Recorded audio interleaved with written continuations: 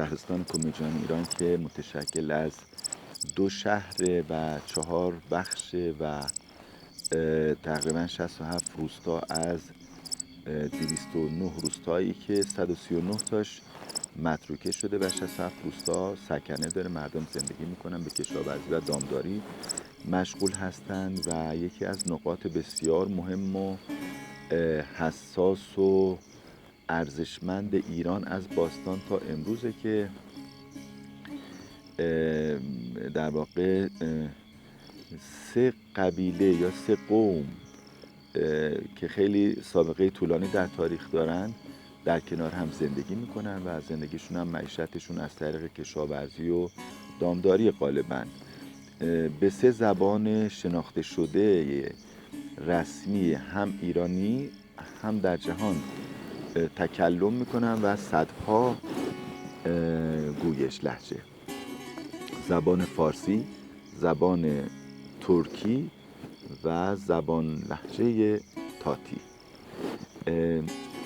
این مردم به دلیل اینکه در واقع سابقه بسیار طولانی دارن در زندگی در مدنیت مردم ایران، سرزمین ایران، حائز اهمیت از اون جهت که بسیاری از آیین‌هایی که پیدا شده در مدتی که من به مدت 16 ماه پیوسته و تقریباً 6 سال ناپیوسته مطالعات میدانی، اسنادی و کتابخوانی داشتم در مورد این منطقه، متوجه نقش آفرینی بالغ بر 80 آیین بومی سنتی مذهبی مردم شهرستان کمیجان که در واقع منطقه است خیلی سرسبز و خرم و در این حال مدنی پیدا کردم و در بین اینها غربالی صورت گرفت. آیین‌هایی که جنبه‌های نمایشی دارن بیشتر مورد مداقه قرار دادم به دلیل اینکه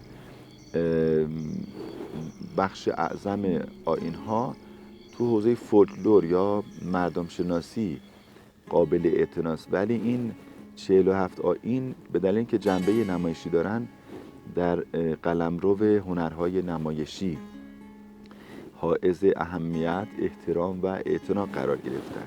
یکی از آیین‌هایی که خیلی کهن و در واقع خیلی ارزشمند در تحول طبیعت، در رابطه با انسان کمیجان و طبیعت بکر منطقه و نیروهای ماوراءالطبیعه که همه تحت فرمان خداوند هستند، وقتی یک نقصان، یک اشکالی پیش میاد، مردم با استفاده از یک سری آیین‌هایی که ریشه‌های والایی، مذهبی، آسمانی و روحانی دارن متوسل میشن که خودشون رو و طبیعت رو نجات بدن.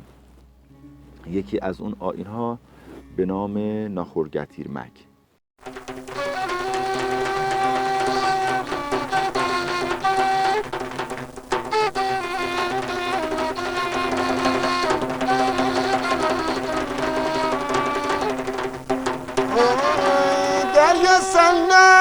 Kim geçti, kim eğlendi, kim geçti?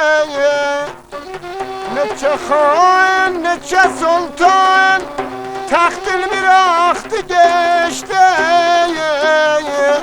Tahtın bıraktı geçti.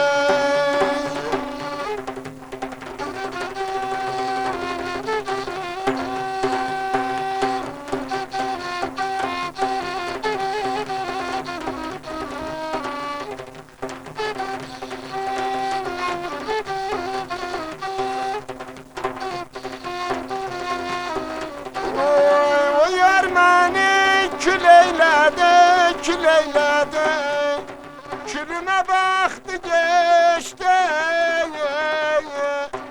külüme baktı geçti.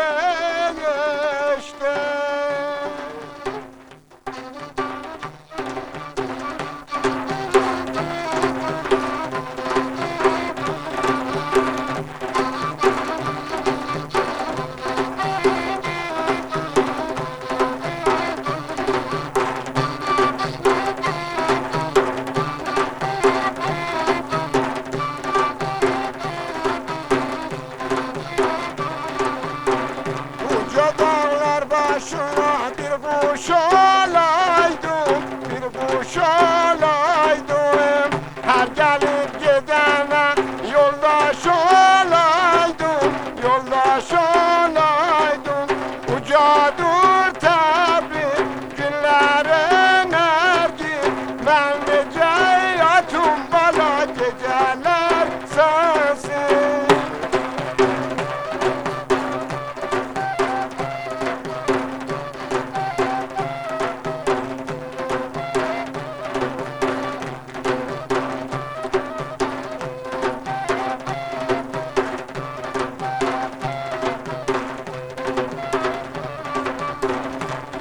Dağlar başına ay hakem Allah, ay hakem Allah.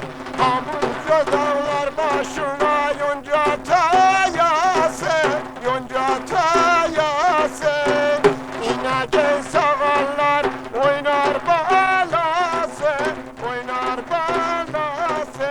Ey uca dağlar kölgeli bağlar, ben gider olsam valla mene kim ağlar.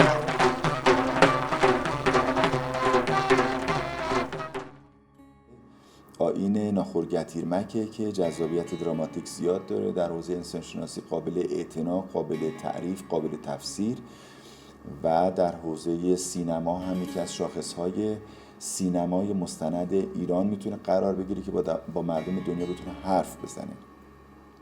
آیین ناخورگتیرمک همونطور که از اسمش پیداست یکی از آیین‌هایی است که اگرچه در منطقه شهرستان کمیجان اتفاق افتاده که به 3 زبان و صدها گویش تکلم میکنن، تاتی، فارسی و ترکی، اما این واژه رو برگرفته از منطقه است مثل انار و عیسی آباد که غالباً به زبان ترکی صحبت میکنن. منطقه است که به همدان چسبیده و زبانگویشی داره که خاستگاه ترکی داره. ناخورگتیرمک یعنی گله گاو آوردن. البته در ترجمانش شده به دلیل اینکه پشتوانه فرهنگیش ایجاب کرده، با دوستانی که در کنار خودم داشتم تو مدت مطالعاتی، ناخورگتیرمک به گله گاو آوردن ترجمه شده است. آیین گله گاو آوردن در واقع یک سازمان یا نهادی است که میخواد نیاز مردم منطقه رو پاسخ بده. وقتی این آیین اجرا میشه ممکنه اصلا در طول 100 سال یک بار اجرا بشه، یا ممکنه هر سال 2 بار 3 بار اجرا بشه، یا ممکنه هر سال پشت سرم هر سال 1 بار 2 بار مثلا 10 سال اجرا بشه، به خاطر اینکه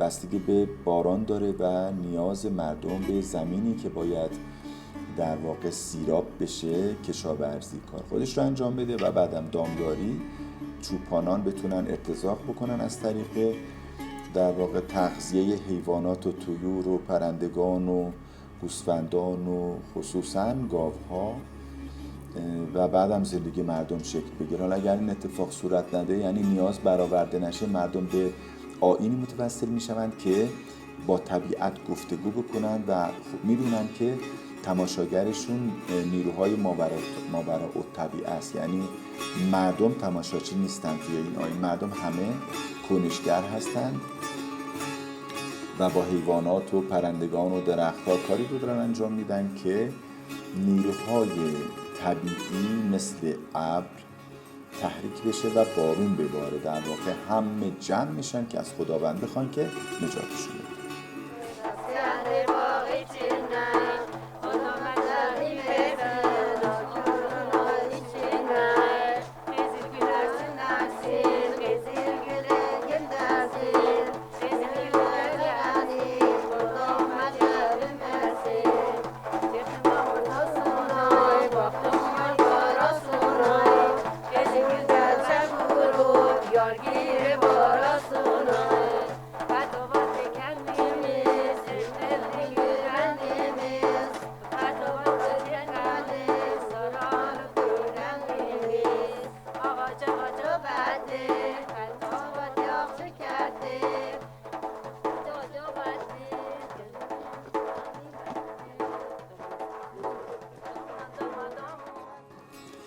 یکی از ویژگی‌های بسیار ارزشمند این آیین به دلیل اینکه زمین هم مثل رحم زنانه است و باید حاصلخیزی و باروری و تولید داشته باشه، در واقع زنها نمایشگر اصلی این آیین هستند اونم زنانی که شیرده هستند، زنانی که ارتباطشون بسیار عالی است با تولد، زایش و حمایت نوزاد برای بارور شدن، بزرگ شدن و حیات و استمرار و بقا و امنیت و گرامی داشت طبیعت.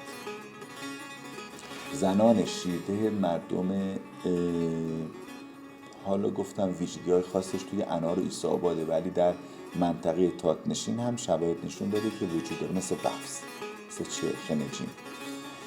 این زنان شیرده وقتی که ناچار از همه امکانات استفاده کردن که باران ببارد، خیلی با خدا گفتگو میکنن که باران ببارد، از دعاها، نذرها و همه ابزار ارتباط با خداوند استفاده میکنن، اما اگر نتیجه نداد و واقعا دچار خشکسالی میشن که حیوانات هم نمیتونن ارتزاق کنن و از بین برن. در واقع چون زندگی مردم ایران باستان دو شغل بیشتر نداشته، مبتنی بر دو شغل بوده، کشاورزی و دامداری، و 4 فصل هم نداشتن، 2 فصل داشتن، فصل زمستان و فصل تابستان. فصل زمستان که به زینه معروف بوده و فصل تابستان که به همه. حالا اینا فصل زمستانشون که جشنی داشتن به نام کوسه گردی در 10 بهمن، و فصل تابستانشون هم که عروس فصل تابستانی کشاورزی. یعنی این دامداری کشاورزی پل ارتباط زندگی و پیوند زندگی مردم ایران باستان بوده، از جمله استان مرکزی که نجد فلات ایران بوده، مرکز ایران و کمیجان. زنان شیرده گرد هم میان، لباسهای مردانه میپوشن، گاهی اوقات لباسهای محلی و سنتی میپوشن، صورتشون رو استتار میکنن و با استفاده از ابزار مسلحانه مثل تفنگ، مثل تفنگ‌های دستی یا چوب استفاده میکنن و میرن روستای بغلی. غروب اون روز وقتی که گوسفندان یا رمه یا گاوها از چرا برمیگردن، تصمیم میگیرن که گاوهای شیرده یا گوسفندان شیرده رو از دست چوپانان بدزدن و به منطقه خودشون بیارن. چوپان وقتی مواجه میشه با زنان شیرده، یا میفهمه که اینها دارن نمایشگری میکنن یا نمیفهمه. اگر میفهمه که کوشش میکنه در یک نمایش، در یک بازی شرکت کنه و بعدا تسلیم زنان بشه و که بتونن چیزایی که دارن ببرن و اون نهاده شکل بگیره، سازمان شکل بگیره. و اگر متوجه نشه که اینا قصد دزدیدن دارن، قصد برنامه دارن، قصد نمایش دارن و فکر کنه واقعا جدی هستن، حتما درگیر میشه و زنان شیرده ناچارن که چوپان رو حتما شکست بدن و با خودشون گوسفند یا گاوهای شیرده رو بدزدن و بیارن توی روستا.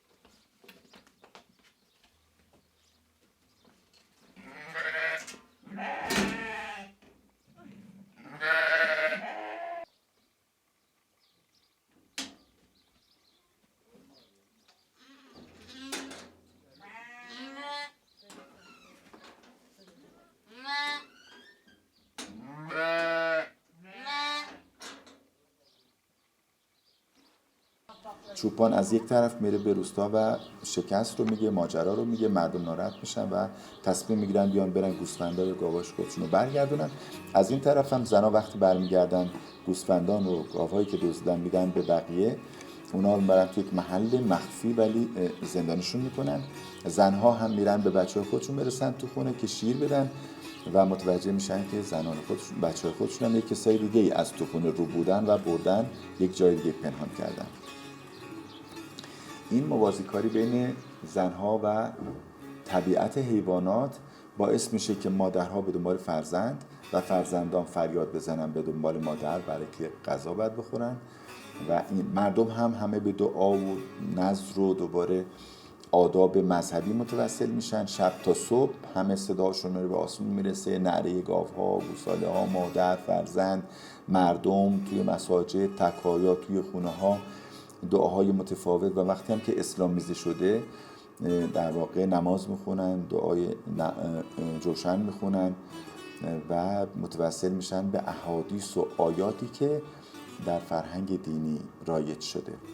بنابراین این اتفاق تا صبح طول میکشه، تا سپیده سحر. سپیده سحر مردم خب دیگه همه جمع شدن اینجا دیگه، مرد و زن و بزرگ و کوچک همه جمع میشن، به خاطر اینکه به توتال کار میخوان برسن، باید حتما نتیجه داشته باشه و معتمدترین زن محله رو میارن، متوسل میشن به اونم در بعضی از روستاها با دختر زیبای باکره منطقه دوتایی تصمیم میگیرن که برن یه مقدار شیر از گاوهای یا گوسفندا رو بدوشن، یه مقدارم شیر از مادران شیرده بدوشن تو یک دیگ که اصطلاحاً پاتیل بهش میگن، جمع کنن، اینا رو ادغام میکنن و بعداً میرن رو بلندترین نقطه از روستا قرار میگیرن که مرحله بعدی آیین نمایشی نخورگتیرمک رو اجرا بکنن. اینجا قبل از طلوع آفتاب یا گاهی اوقات هم به خاطر تغییرات آب و هوایی ممکنه دیرتر باشه.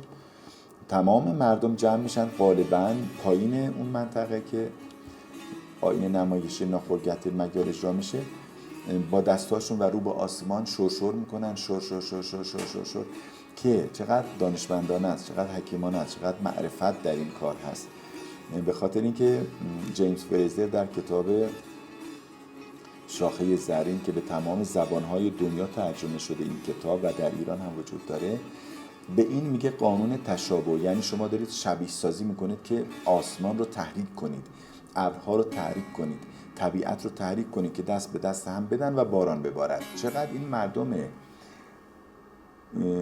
سنتی و قدیمی شهرستان کمیجان عالمانه، دانشمندانه و اصطلاحاً حکیمانه با این پدیده برخورد میکنن.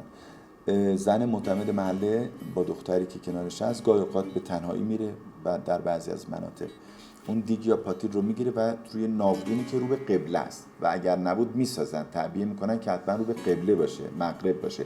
اینا آب شیر رو از ناودون پایین میریزن و مردمی هم که پایین هستن شرشر میکنن برای که این احساس رو در طبیعت جاری کنن که از آسمان بارون بباره. بنابراین فکر میکنن و خیلی هم ایمان دارن که معمولا بعد از 3 روز بارون میباره. چون ببین 1 روز نیست، 2 روز هم نیست، 4 روز هم نیست، چون اصلا 3 در فرهنگ ما مردم ایران تحکم رأی تا 3 نشه بازی نشه، کشتی تا 3، بعد وقتی که عقدی رو میخوان بخونن برای بار اول، برای بار دوم، بار سوم، یعنی تأکید طلاق بار سوم، در واقع روی 3 پایه محکمتر از 4 پایه است. اینا میگن که و این تو این فرهنگ مردم کمیجان ایران هم این 3 خیلی استحکام داره، قدرتمنده و معتقد هستن که با خدا گفتگو کردن و اگر هم بارون نباره باز مصلحت میدونن، مقدرات الهی میدونن، شکیبایی رو جز زندگیشون میدونن و اینکه معتقد هستن که یک برای آرزوشون در واقع تلاش میکنن، آرزوشون خیلی خیلی عالی و والایی و حیاتی باید باشه، کمتر مادیه. در واقع بیان آرزوها، کوشش برای رسیدن به اهداف، 3 استفاده از تکنیک، 4 شکیباییه.